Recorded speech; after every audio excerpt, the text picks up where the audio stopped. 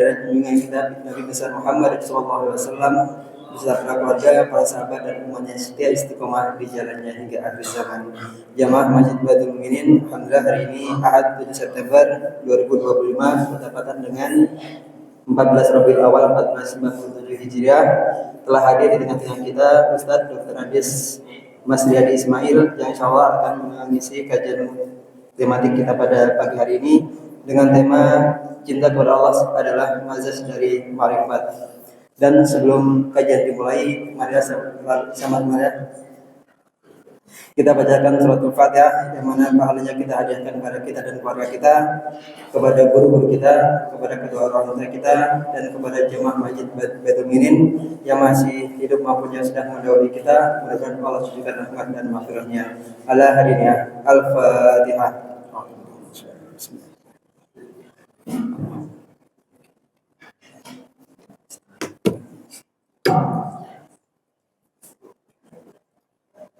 Amin ya rabbal alamin. Demikian kami sampaikan, kurang lebihnya mohon maaf, dan setelah pengumuman ini kami tutup kepada Ustaz kami silakan. Assalamualaikum warahmatullahi wabarakatuh.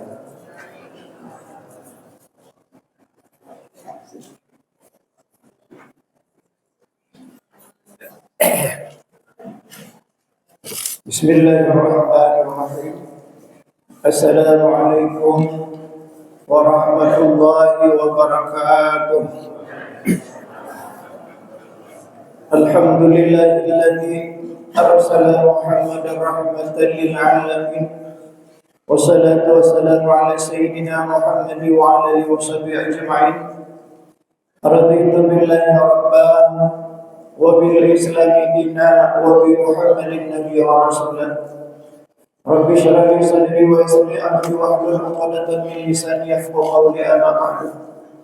Pertama dan yang paling utama, mari senantiasa kita mengucapkan puji dan syukur kehadiran Allah Subhanahu wa taala. Karena sampai subuh ini kita masih diberi kesehatan dan kesempatan sehingga kita telah sama-sama melaksanakan salat fardhu subuh berjamaah. Selawat beriring salam semoga Allah Ta'ala limpahkan kepada baginda Muhammad Rasulullah sallallahu alaihi wasallam. Juga rahmat dan sejahtera semoga Allah Ta'ala limpahkan kepada keluarga dan sahabat-sahabat beliau serta kepada tabi'in dan tabi'in sampai akhir zaman. Mudah-mudahan kita termasuk dalam golongan tersebut. Amin. Yang saya hormati dan saya muliakan Ketua DKM Masjid Baitul Mukminin Bapak Muhammad Rafiq, mudah-mudahan beliau diberi kesehatan oleh Allah Subhanahu wa taala. Juga penghormatan saya kepada Bapak RT, Pak RW, Bapak-bapak, Ibu-ibu sekalian yang tidak mungkin saya sebutkan satu persatu, namun tidak mengurangi rasa takdim dan hormat saya. Bapak Ibu sekalian yang dirahmati Allah Subhanahu wa taala, hari ini kita berada di 14 Rabiul Awal. Hari Jumat kemarin 12 Rabiul Awal, hari kelahiran Rasulullah sallallahu alaihi wasallam. Kita selalu mengenang perjuangan beliau dan sahabat-sahabatnya sehingga sekarang kita mengambil hasilnya, yaitu beliau menegakkan kalimatul haq la ilaha illallah Muhammadar Rasulullah. Kita sekarang hanya melaksanakan hasil dari perjuangan beliau. Bapak Ibu sekalian yang dirahmati Allah Subhanahu wa taala, tadi pembawa acara telah menyampaikan bahwa judul hari ini cinta kepada Allah asasnya ma'rifat. Baginda Rasulullah SAW pernah bersabda, al-mahabbatu asasul ma'rifat. Cinta kepada Allah itu asasnya ma'rifat. Kalau kita lihat apa itu definisi ma'rifat, kadang-kadang ada orang yang mengatakan, kalau manusia sudah ma'rifat kan tak perlu salat lagi. Kenapa? Karena dia sudah mengetahui tentang hakikat Allah Subhanahu wa taala. Sudah mengetahui ilmu tentang Allah Subhanahu wa taala. Itu kesalahan yang paling besar. Justru orang sudah ma'rifat, dia tidak pernah meninggalkan salat, bahkan diperbanyak salat-salat sunnah. terutama sunnah rawatib itu nggak pernah tinggal, itu orang ma'rifat. Makanya kalau kita lihat definisi ma'rifat, pengetahuan yang mendalam tentang Tuhan. Secara global kita katakan orang ma'rifat itu orang yang mengetahui ilmu tauhid.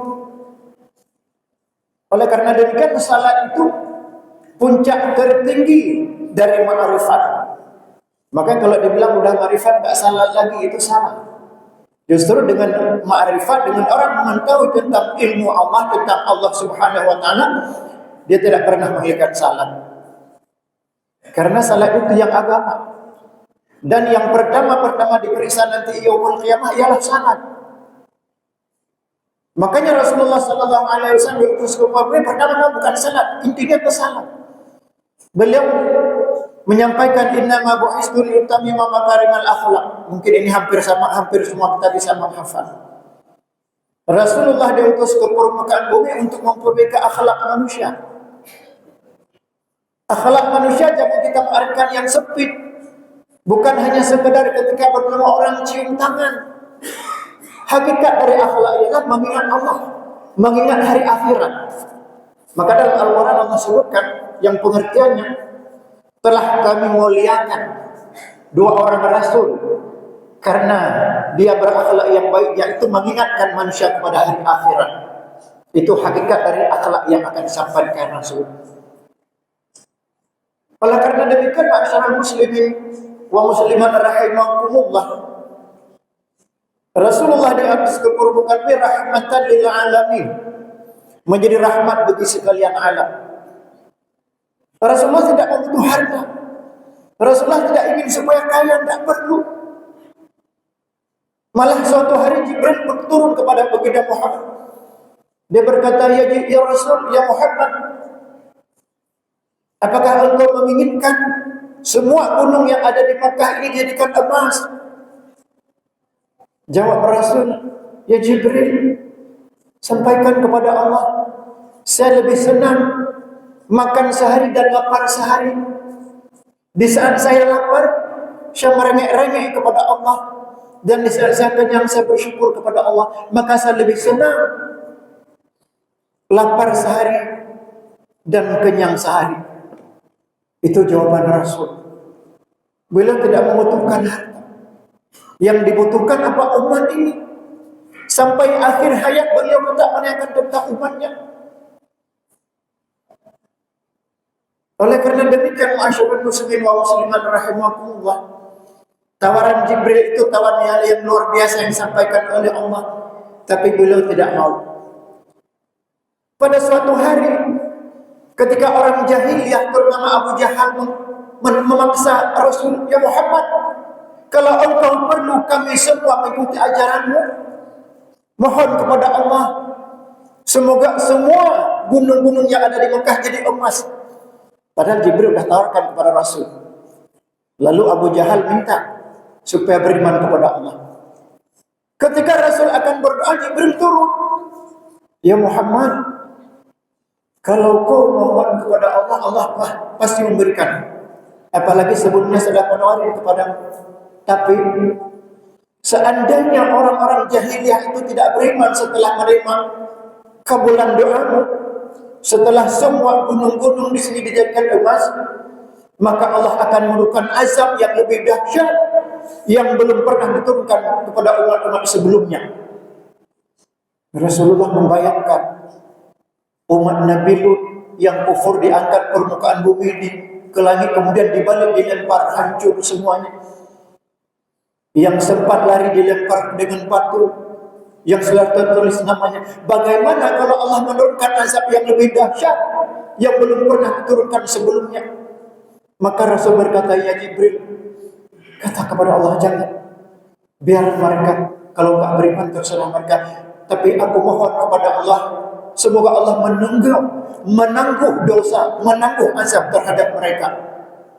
Sudah tidak mau beriman kepada Allah, tapi Rasul masih memohon kepada Allah agar Allah menangguh azab terhadap mereka. Kalau Rasul terdahulu tidak sanggup lagi berdoa, ya Allah azab mereka semua, mereka membangkang tidak beriman kepadamu ya Allah. Tapi Rasul tidak. Inilah yang disebut dalam Al-Qur'an, wa ma arsalnaka illa rahmatan lil alamin. Aku tidak mengutus engkau ya Muhammad kecuali menjadi rahmat bagi sekalian alam. Jadi itu yang pertama yang tadi, al-mahabbu asasul ma'rifah. Cinta kepada Allah ialah asasnya ma'rifah. Ma'rifah ini bagaimana untuk mencapai ma'rifah? Orang tidak mungkin mencapai ma'rifah kalau tanpa belajar ilmu. Maka konsep pertama Rasul setelah memperbaiki akhlak manusia, diberikan ilmu. Karena orang-orang Mekah ada ibadah yang dilakukan hampir dengan sama dengan kita, tapi karena tak punya ilmu, sehingga ibadah yang dilakukan tak sempurna, malah murka Allah Subhanahu wa taala. Ketika mereka tawaf sama dengan kita, cuma bedanya mereka tawaf telanjang. Perempuan siang malam hari, laki-laki malam hari, tapi telanjang semua. Sementara orang Islam tawaf dengan orang yang tertutup dan bacaan yang diajarkan. Sedangkan mereka bersyukur dan bertepuk tangan sama tawaf, tapi kadang tak punya ilmu, maka jadinya kufur terhadap Allah, maka jadi murka Allah Subhanahu wa taala. Oleh karena demikian, masyarakat muslimin wa muslimat rahimakumullah, pertama Rasul diutus ke permukaan bumi ialah memperbaiki akhlak manusia dan memberi ilmu kepada manusia. Kemudian yang kedua kata Rasul, al-ifatu alamatul yaqin. Ifah adalah indikasi keyakinan kepada Allah Subhanahu wa taala. Ifah ini kalau kita melihat definisinya, menjaga harga diri, kesucian, kemurnian, menjaga harga diri secara global. Ifah ini menjauhkan diri dari meminta-minta selain daripada Allah. Karena ketika manusia meminta kepada orang lain, memohon kepada orang lain, dia secara tidak percaya kepada Allah Subhanahu wa taala. Maka Allah melarang untuk meminta-minta. Kalau meminjam boleh, menghutang boleh. Kita tidak punya hutang kepada orang itu boleh. Karena orang yang menghutangkan kita itu ada pahala lebih besar dari pahala bersedekah. Orang bersedekah pahalanya 10. Kalau orang menghutangkan orang pahalanya 17 sampai 18. Sampai sahabat bertanya, ya Rasul, seharusnya lebih besar pahala sedekah daripada menghutangkan. Kata Rasul, tidak. Kalau orang menghutangkan, dia datang kepadamu memang karena membutuh. Sementara engkau yang bersedekah, siapa tahu yang kau sedekah alamatnya salah. Orang yang mampu kau bersedekah, makanya pahala menghutang lebih besar. Bilal bin Rabah sering menghutang. Kenapa? Karena kebutuhan Rasul. Kalau seseorang datang kepada Rasul meminta sedekah, Rasul berkata, Bilal, tolong engkau selesaikan. Ketika Bilal tidak ada, datang ke orang, dia hutang, dibayar. Kalau sudah ada, dikembalikan hutang itu. Kalau datang orang ke Rasulullah minta pakaian, Rasulullah berkata, ya Bilal, tolong kau selesaikan. Rasulullah keluar mencari, kalau tidak ada, dia hutang dari orang dibeli pakaian. Terus begitu. Karena kenapa? Apapun persoalan Rasul, Bilal yang talangan. Karena seseorang bertanya, ya Bilal, bagaimana kehidupan Rasul? Kehidupan Rasul tidak pernah menyimpan makanan untuk besok. Beliau hari ini, besok urusan lain. Maka sering datang orang ke Rasul, Rasul melimpahkan ke saya mengambil solusinya.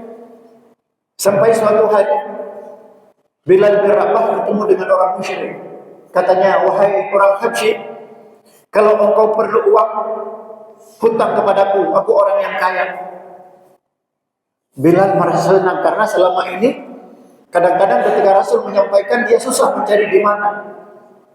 Maka dia datang. Pas kebutuhan datang, dia hutang sama orang musyrik. Jatuh tempo 4 hari lagi dari sebulan tempo diberikan.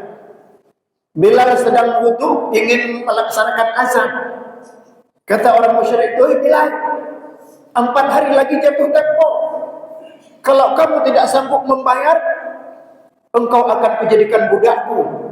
Kau akan menggembala seperti pekerjaanmu dulu. Gelisahlah. Susah. Bilal, bagaimana kalau ini uang ada sedangkan Rasulullah juga tidak ada? Setelah salat Isya dia berkata, ya Rasul, hutang yang kemarin jatuh tempo 4 hari lagi. Sedangkan aku tidak punya uang, kau juga tidak punya uang ya Rasul. Tapi kalau hutang ini tidak aku lunasi 4 hari lagi, aku akan dijadikan budaknya ya Rasul. Rasul tersenyum. Rasul tidak gelisah. Tapi Bilal berkata, ya Rasul, izinkan aku untuk pulang kampung. Kalau nanti ada uang baru aku kembalikan kemari, supaya aku tidak dijadikan budaknya. Rasulullah tidak menjawab, tidak bilang bisa dan tidak bilang tidak. Setelah hampir tengah malam, Bilal gelisah. Pagi hari salat subuh, rencana setelah subuh mau berangkat. Menjelang sekitar jam 8 lebih kurang, seorang laki-laki datang kepada Bilal. Bilal sudah mempersiapkan bahan untuk berangkat pulang. Yang dipersiapkan pedang, perisai dan sepatu, hanya 3 itu yang ada. Datang laki-laki itu susuran Rasulullah. Bilal, Rasulullah menunggumu di masjid. Begitu datang Bilal ke masjid, dia lihat ada 4 ekor unta yang sedang duduk dan penuh barang di atas punggungnya. Kata Rasul, Bilal, itu ada barang kiriman dari pimpinan kaum Fadak yang dia bernazar, dia menghadiahkan kepadaku. Ambil semua barang itu, lunasi hutang-hutangmu ya Bilal. Lega Bilal. Allah telah membebaskan hutangmu pada hari ini wahai Bilal. Bilal tak jadi pulang, dibagi semua. Dan Rasul menunggu di masjid. Begitu selesai hutang semua, Bilal kembali ke masjid. Sudah selesai, sudah habis, sudah ya Rasul. Masih tersisa, masih sedikit lagi. Bagi sampai habis. Kalau harta itu belum habis, saya tidak akan pulang ke rumah, kata Rasul. Demikian. Dibagi lagi. Sampai tersisa juga masih tersisa. Begitu Bilal kembali ke masjid, masih ada ya Bilal? Masih ya Rasul. Habiskan semua. Ya Rasul, ini tidak ada orang yang membutuh, sudah saya. Pokoknya kalau kamu belum habis membaginya, saya tidak akan pulang ke rumah. Sibuk Bilal. Keliling-keliling Bilal sampai habis dibagi. Setelah habis baru kembali ke masjid. Ya Rasul, sudah habis semua, alhamdulillah. Rezeki Allah yang menelusuri semua hutangmu dan kau berikan semua itu kepada orang-orang. Itulah karunia Allah Subhanahu wa taala. Itulah hidup Rasul. Beliau tak perlu harta. Beliau takut kalau dia wafat, ada tersisa harta di rumahnya, itu paling takut beliau. Maka dulu pernah saya ceritakan di khutbah Jumat, ketika Rasulullah selesai salat Isya langsung buru-buru keluar, melangkahi pundak-pundak sahabat, langsung masuk ke rumah. Kemudian dia katakan istrinya, ambil emas itu bagikan, jangan sampai emas itu bermalam di rumah kita. Ada sedikit emas orang kasih kepada Rasul, langsung suruh bagi, jangan sampai bermalam. Kemudian balik ke masjid. Sahabat ragu, lihat apa Rasulullah tiba-tiba, kenapa beliau menerima wahyu yang dahsyat atau yang gimana? Ternyata Rasul sampaikan, bukan karena ada tersisa emas di rumahku orang kasih, jangan sampai bermalam nanti malam, maka aku suruh bagi semua. Itulah hidup Rasul. Tidak sama dengan pemimpin sekarang. Pemimpin sekarang mengumpulkan harta. Kalau kita lihat sebuah jam tangan, 1 RW kita jual, belum sempat beli, belum sanggup beli 1 jam tangan. Atau kendaraan-kendaraan yang mewah. Padahal semua nanti dipertanggungjawabkan oleh Allah. Bagaimana kita sering mendengar cerita seorang menjaga mayat. 1 kapal 40 hari tidak selesai, dipertanggungjawabkan oleh Allah. Hanya 1 kapal. Bagaimana harta yang banyak nanti yang kita akan mempertahankan di hadapan Allah Subhanahu wa taala. Makanya hidup ini, kadang-kadang orang kumpul harta untuk dunia, sementara akhirat lupa. Dalam tafsir Ibnu Katsir di juz ke-23 digambarkan, Seorang laki-laki ada suatu keahlian ingin membuat satu usaha, merintis suatu usaha, tapi modalnya tidak cukup. Diajak seorang temannya, kumpullah uang berdua bisa melaksanakan usahanya. Ketika usaha ini maju, yang punya keahlian dia berpikir, kalau aku bekerja terus dengan dia, dia mendapat nikmat, saya yang capek. Akhirnya dia berkata, wahai temanku, usaha kita sudah maju, semua sudah mendapatkan jumlah uangnya 8.000 dinar. Karena aku ada keahlian, kamu tidak ada apa-apa, sekarang kita bagi dua saja. Kau berusaha sendiri, saya berusaha sendiri. Pertama dia mau bergabung, kenapa? Karena modal tidak cukup. Begitu sudah ada modal, temannya singkirkan, itu sifat manusia. Kenapa? Karena dia pikirkan hanya dunia. Setelah bagi, dia berkembang terus. Suatu hari dia beli sebuah rumah yang bagus, bekas rumah seorang raja yang sudah meninggal, dengan harga 1.000 dinar. Dipanggil temannya. Begitu temannya lihat, bagus banget rumah. Di hati kecilnya dia berpikir, bagus banget rumahmu, tapi suatu hari akan dihancurkan oleh Allah. Dia pulang ke rumah. Setelah salat dia ambil uang 1.000 dinar, dia taruh di depan, ya Allah, temanku telah membeli sebuah rumah yang bagus di dunia ini, tapi rumah itu akan fana, akan hancur, ya Allah. Aku ini ada uang 1.000 dinar, ya Allah, kuberikan rumah darimu di syurga yang nanti kekal selama-lamanya, ya Allah. Diambil uang 1 juta itu disedekahkan, 1.000 dinar itu disedekahkan semua. Beberapa bulan kemudian temannya mengundang lagi acara resepsi pernikahan. Dia tunjukkan, ini istrimu. Kata dia, wah cantik banget istrimu. Di hatinya berpikir, secantik apapun istrimu, suatu saat dia akan meninggalkanmu atau kamu akan meninggalkannya. Setelah resepsi dia pulang ke rumah, setelah salat dia ambil uang 1.000 dinar, diletakkan di sajadah. Ya Allah, tidak ada yang tersembunyi bagimu, ya Allah. Temanku telah mengawini seorang istri dengan harga 1.000 dinar. Maka hari ini, ya Allah, aku akan menikahi istri yang kekal di syurga, ya Allah, dengan uang 1.000 dinar ini, ya Allah. Berikan, ya Allah, kepadaku bidadari syurga yang aman kekal selama-lamanya, ya Allah. Paginya dia bersedekah uang 1.000 dinar. Tidak lama kemudian dipanggil lagi oleh temannya yang sudah membeli kebun 2.000 dinar. Dia tunjukkan kebun dengan penuh buah-buahan. Kata temannya, bagus banget kebunmu. Berapa kau beli? 2.000 dinar. Di hatinya, sebagus apapun kebunnya kau miliki, suatu saat kebun ini akan dihancurkan oleh Allah Subhanahu wa taala beserta dan kita semua. Pulang ke rumah setelah salat, dia ambil uang 2.000 dinar, diletakkan di depannya. Ya Allah, temanku telah memberi 2 buah kebun, yang kebun itu suatu saat akan kau hancurkan, ya Allah. Dia tidak akan kekal. Tapi ini aku uang 2.000 dinar, ya Allah, ingin memberi kebun darimu di syurga nanti, ya Allah, yang kekal selama-lamanya, ya Allah. Dia ambil uang 2.000 dinar, disedekahkan semua. Tidak lama kemudian kedua mereka ini meninggal. Yang satu malaikat bawa ke dalam neraka, yang satu ke syurga. Yang membeli semua untuk di akhirat dia dimasukkan ke dalam syurga, yang hanya untuk keperluan dunia dimasukkan ke dalam neraka.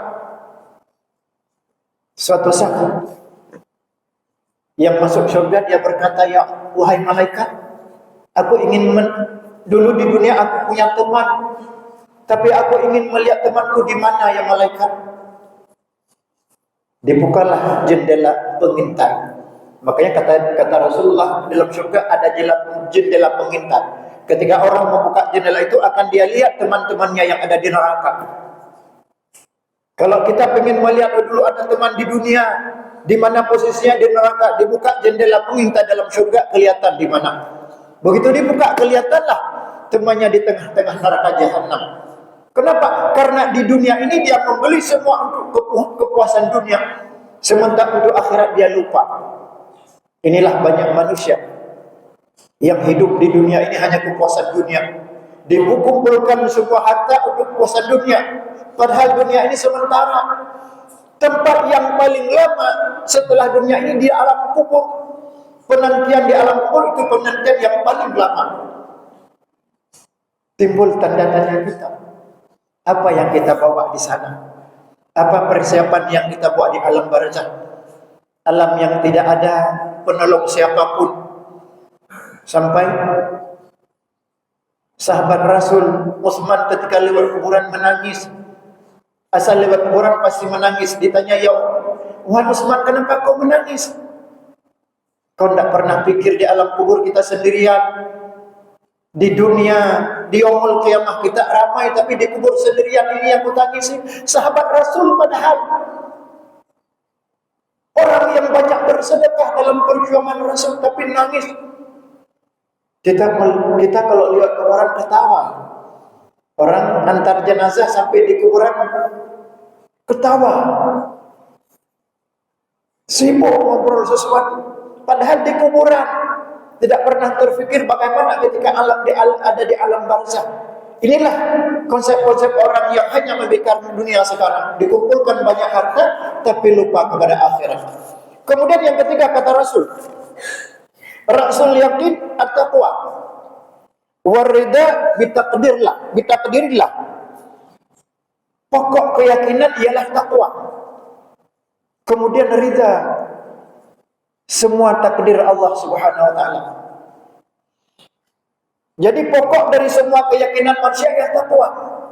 Kalau kita mengatakan kita ini yakin semua tapi tidak pernah melakukan ibadah, tidak pernah bertakwa kepada Allah, itu nihil.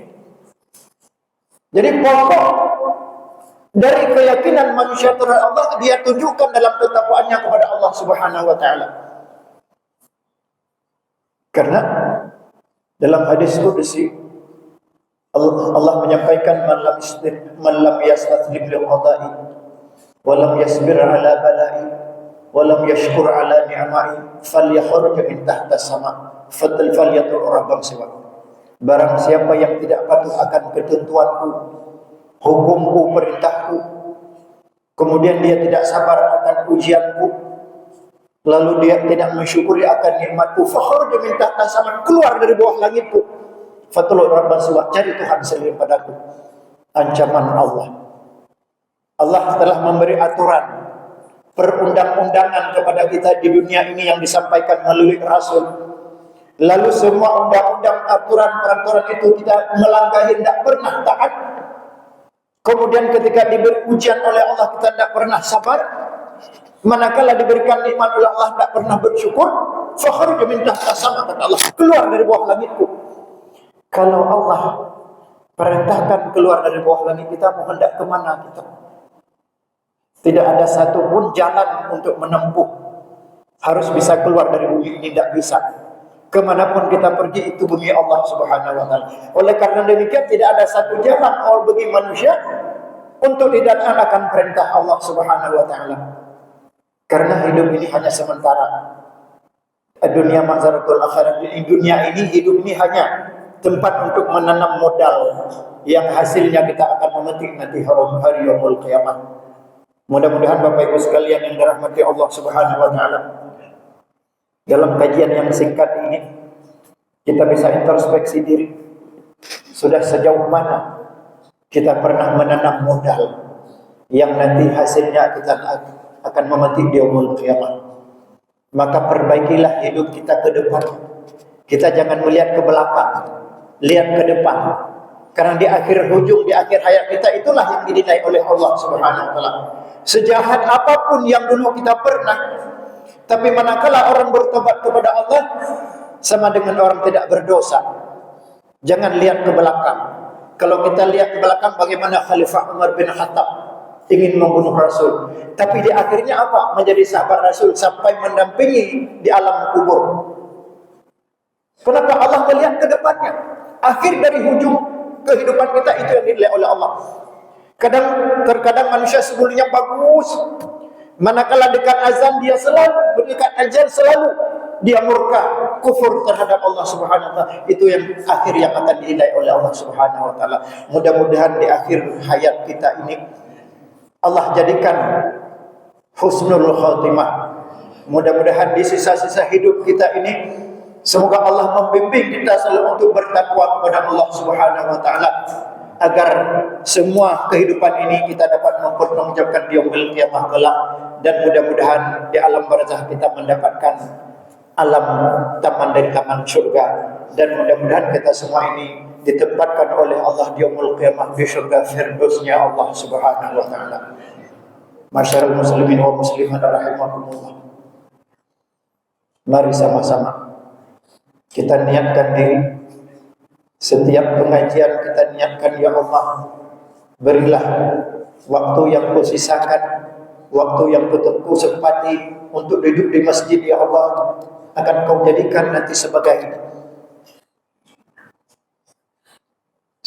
penilaian yang tinggi di sisimu, ya Allah, sebagai bukti, ya Allah, aku benar-benar mengharap ridha-Mu, ya Allah, karena kekasih yang paling mulia, kekasih yang kekal selama-lama itu Allah Subhanahu wa taala.